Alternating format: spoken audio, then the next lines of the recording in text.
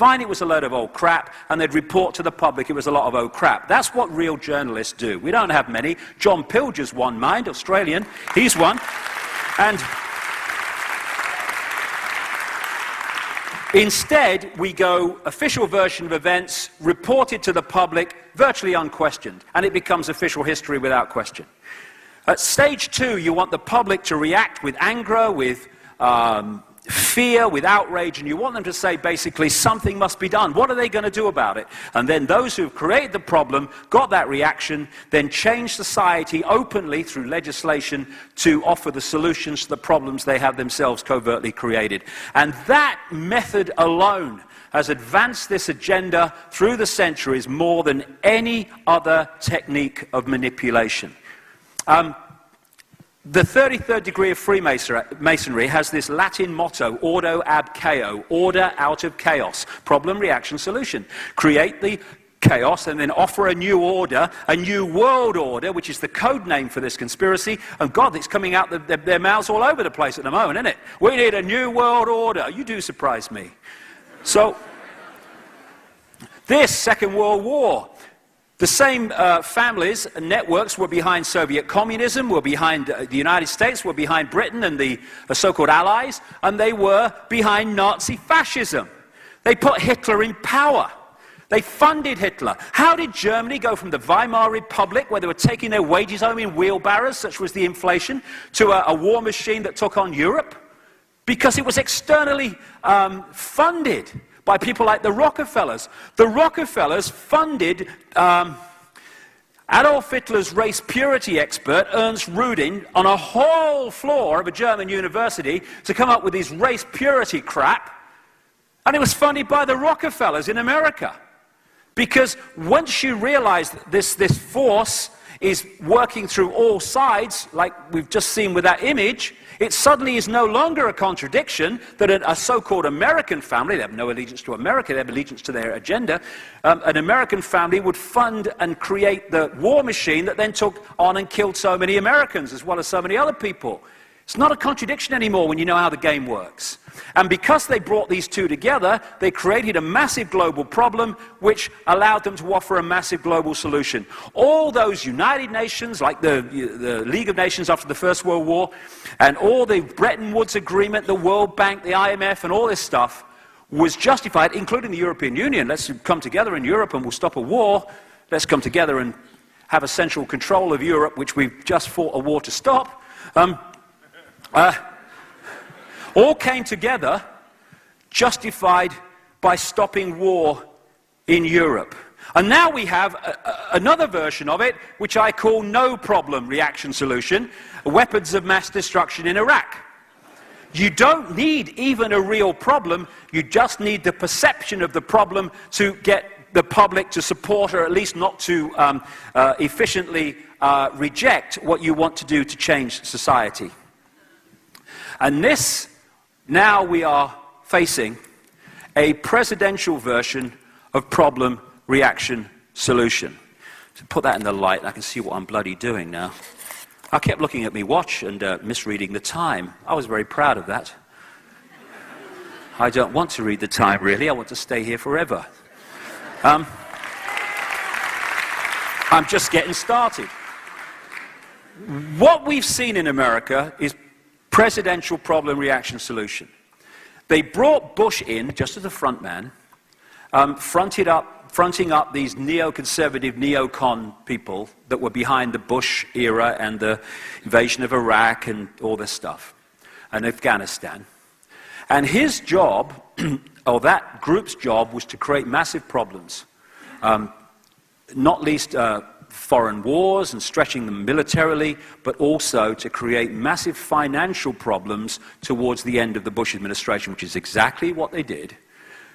And then there's a massive problem, there's great fear and anxiety, and then they bring in the used car salesman with the big smile and the dark eyes and very good at reading teleprompters called Barack Obama. And you know, there were people, and I got a little stick when I started talking about Obama and his background a few months ago, because, you know, it was like criticizing Jesus at the time. Not quite so much now, mind. people I thought knew better actually believed that this man could come out of nowhere and, as a genuine man taking the country in a different direction for good for the people, would somehow attract the biggest funding of any presidential candidate in American history. And most of it came from Wall Street. Now, I ask this, do turkeys really vote for Christmas if they are aware that that's what they're doing? No. They funded him because he is just a front man for them. And he's done very well. This was his greatest, you see. Because of the problems of the Bush era, this was his greatest asset. Anybody but Bush. And so what they did was sell this fantasy. This man comes out of the most corrupt political system in America and further afield to Chicago. You cannot prosper in Chicago politics unless you are corrupt and or you will do whatever those behind you say you should do or say. What they did was turn him into an empty screen. And they did it by simply using key words. I stand for change. Now, that's a good one. Because the way the system works, at any point in time, most people are sick to death of the status quo. So anyone coming along and saying, I stand for change, well, at least we'll have him because we don't like the way things are. It's very powerful. That's what Clinton used to get to power. I stand for change. And stand for hope. Now, hope is a good thing. We must hope. No, we mustn't hope. Hope's in the future that doesn't exist. Hope is always the horse on the carousel that's just a bit in front of yours and you're never going to catch it up. Hope is a holding position from real change. That's what hope is. He's an empty suit. But because at no point did he define in any detail what hope, what change, what something to believe in really meant, because if he did, they say, oh, if that's what it means, I'm not having that. Keep it simple. And what they did brilliantly was to create a blank screen on which the American people, or vast numbers of them, projected what hope, something to believe in, and change meant to them. So they turned him into all things to all people. And then once he is elected, well, bugger all that, we've got power now, and everything goes on as before. The rhetoric's different, the words are different, but what is happening is exactly the same as in the Bush era in all the basic things. Change, change, change. It's all mind control. You look at that, and what you are being told on a subconscious level is, he stands for change, something we can believe in. And that is there to influence your conscious mind eventually into voting for the guy. This is what Adolf Hitler said. Make the lie big, make it simple, keep saying it, and eventually they will believe it.